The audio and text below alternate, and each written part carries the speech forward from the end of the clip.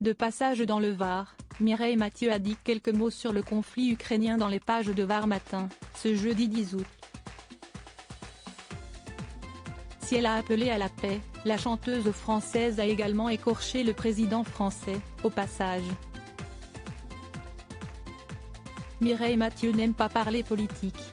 Pour autant, celle qui s'est fait un nom en Russie s'était exprimée sur sa relation avec Vladimir Poutine pour la première fois depuis le début de guerre en Ukraine en août 2022, dans une interview accordée à Var Matin. « Ma relation avec lui est différente de celle du simple chef d'État puisqu'il m'a accueilli personnellement plusieurs fois lorsque je chantais là-bas », a-t-elle alors confié.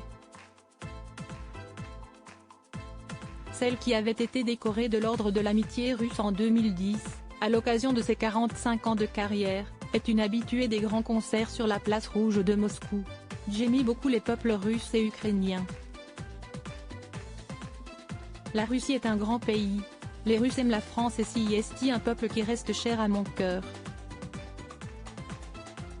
Bien entendu, il marche à 100% derrière son président. C'est typiquement russe. Si l'on ne connaît pas bien le pays, on ne peut pas comprendre ça », a-t-elle expliqué.